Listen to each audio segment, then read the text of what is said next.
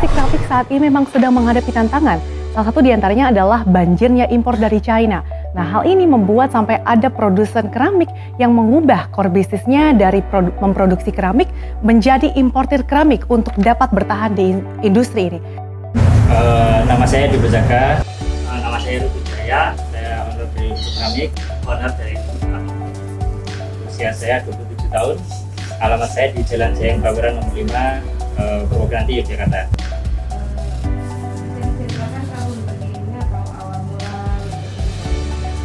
Awal mula untuk keramik dibangun itu dari awal 2013, pada saat saya SMK.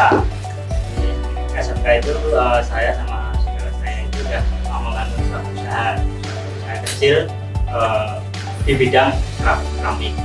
Jadi waktu itu saya sama saudara saya itu membuat gantungan kunci, kalung-kalung gitu, dan meja tangga. Sebetulnya untuk membuat tanah liat, karena dari kecil waktu masih anak-anak itu saya sering bermain tanah liat. Jadi saya tinggal di gunung, saya mengambil tanah liat di pegunungan, kemudian saya coba untuk bikin tuh bentuk-bentuk yang unik-unik, misalnya hewan-hewan. Biasa kalau anak kecil kan bikinnya kan hewan-hewan ya, hewan-hewan atau tumbuhan gitu. Nah, dari situ mungkin bisa dikatakan bakat saya itu di tanah liat gitu. Nah, kemudian setelah itu saya masuk ke sekolah seni. Nah, itu bertujuan juga untuk mengasah seni dalam diri saya gitu.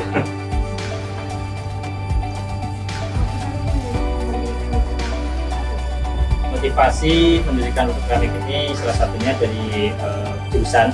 Yang pasti saya jurusan keramik, terus saya ingin membangun sebuah industri atau industri tentunya yang masih sedikit di Jakarta ini, apalagi di bidang craft.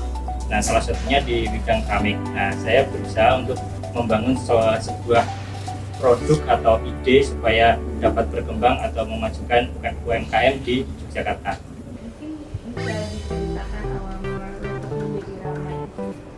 Awal mula Lutut Keramik menjadi ramai itu yang pertama itu kami bikin program di workshop gitu. Jadi awalnya itu ya untuk perusahaan atau usaha itu butuh istilahnya promosi ya. Nah, untuk promosi di Lutut Keramik itu yang pertama itu ikut bazar. Nah, ikut bazar terus ikut mengadakan workshop kecil gitu di pinggir jalan. Saya pernah itu sama saudara saya itu gelar tikar ya namanya, tikar. Terus kemudian di situ kan banyak ramai-ramai anak-anak diajarin untuk workshop, tapi ada fee-nya gitu, misalnya yang 40 itu yang pokoknya anak-anak itu punyalah untuk membayar gitu. Nah, itu terus ke SMK, ke SMP gitu, datang ke sana terus menawarkan workshop gitu untuk pelatihan keramik gitu, di bidang keramik. Itu saya sama saudara saya itu pokoknya keliling gitu, terus mengikuti pameran, bazar-bazar, ya itu hingga sampai saat ini. Jadi respon dari masyarakat alhamdulillah oke.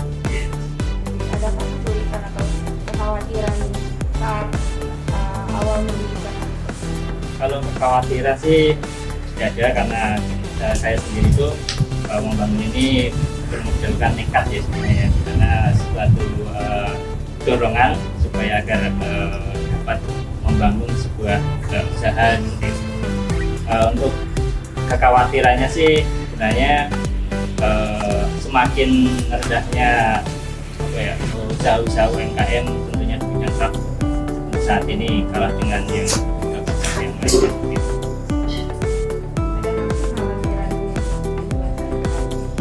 Untuk kekhawatiran di dalam suatu usaha itu menurut saya pokoknya terjang aja lah, terabas gitu. Yang penting ada beberapa aspek yang harus saya taati ya istilahnya. Dari yang pertama itu harus desain itu harus selalu aktif ya, maksudnya berubah-berubah gitu, desain harus berubah-berubah. Itu kan dari perkembangan zaman itu sudah berubah-berubah gitu.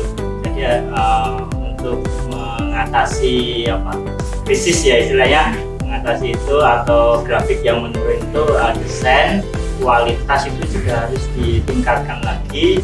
Terus warna-warna yang disukai oleh masyarakat itu harus ditingkatkan terus gitu. Jadi nggak stagnan gitu. Misalnya aku bikin produk ini harus sini terus gitu. Nah, nanti kalau udah waktunya ganti, barangnya cuma itu, pasti akan turun gitu, peminatnya pasti akan turun. Makanya kalau misalnya produknya ini udah untuk tahun ini seperti ini, tahun besok harus lebih dari ini. Jadi untuk mengatasi krisisnya ini seperti itu ya.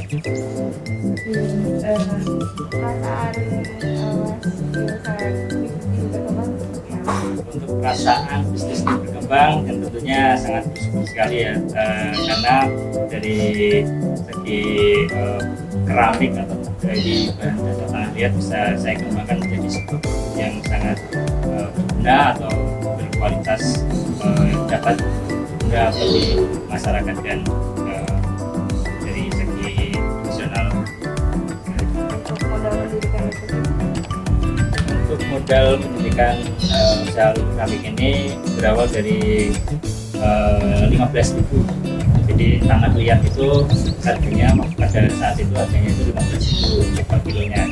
Nah, saat awal memulai usaha itu saya membuat sebuah aksesoris seperti gantungan kunci, kalung, gelang dan lain sebagainya yang masih bersifat kecil-kecil seperti itu. Nah, dari situ saya memasarkan di bazar-bazar yang tadi sudah saya katakan. Terus saya melalui sistem titip. Pada saat itu saya menitipkan barang-barang saya di Malioboro, di sepanjang Malioboro itu. Selanjutnya saya membuka bazar sendiri. Pada saat itu banyak sekali pameran juga. Nah, dari situlah modal mulai masuk, mulai berkembang. Nah, terus saya mencoba membuat alat sendiri, terus membuat cara-cara sendiri supaya usaha ini berjalan di situasi yang sangat bagus. Untuk harga produk saat ini untuk keramik mulai dari 15.000 sampai 250.000. Nah, untuk harganya itu dari gelas-gelas ukuran L 95, M 80, terus yang S itu 60. Untuk yang paling tinggi harganya di Teko Set itu 250. Boleh dipaparkan mengenai jenis untuk kategori produk-produk keramik, yang pertama itu kalung, terus gantungan kunci, terus anting, terus gelang, cincin dan lain sebagainya. Pokoknya manik-manik kecil-kecil. Terus yang tableware itu ada gelas, terus piring, mangkok, Teko Set gitu. Terus tempat lilin, tempat asbak dan lain sebagainya. Untuk cara memasarkan produk itu salah satunya ada di sosial media, di Instagram, itu _keramik, terus ada di Shopee juga, terus ada juga bekerjasama di berbagai toko-toko, di daerah Malioboro juga, ada di BSD, Jakarta. Tapi untuk saat ini lebih ramai di Instagram. Target untuk keramik sendiri itu pokoknya yang pertama itu produknya itu harus makin bertambah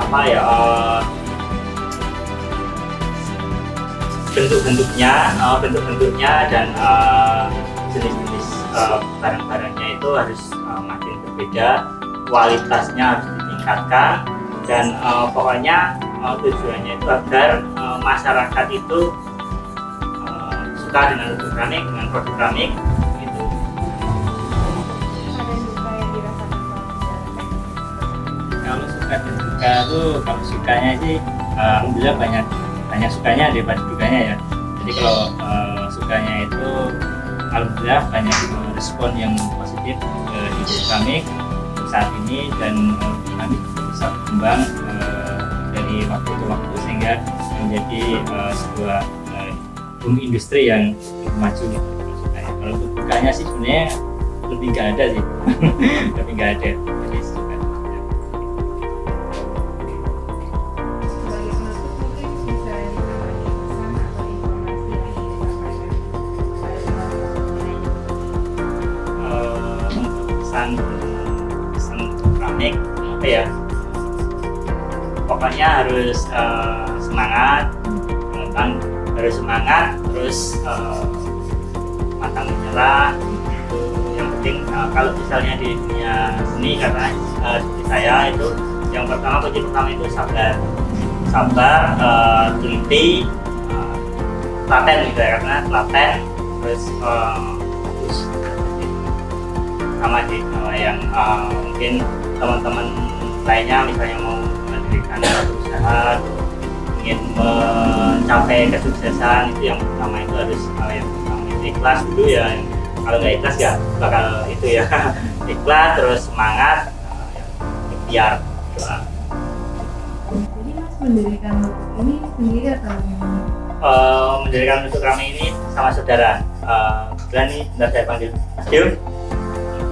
Nah, ini adalah saudara kembar saya. Ini saudara seperjuangan ya katanya, dari waktu kecil mendirikan usaha, dari mainan tanah liat, bikin produk mainan gitu ya teman waktu kecil itu, hingga saat ini pokoknya terus, pokoknya nggak pernah bisa gitu. Kayak bareng terus gitu, mau bikin misalnya hobinya itu sama semua sama bareng saya, hingga saat ini mendirikan industri gitu, terutama di keramik ini ya sama Mas Dio ini, Mas Dio Jaka ini adalah kakak saya gitu. Ini dulu saya kembar karena kita orang Jawa itu yang lahir duluan jadi kakak, jadi kakaknya gitu. Ya, kami siap.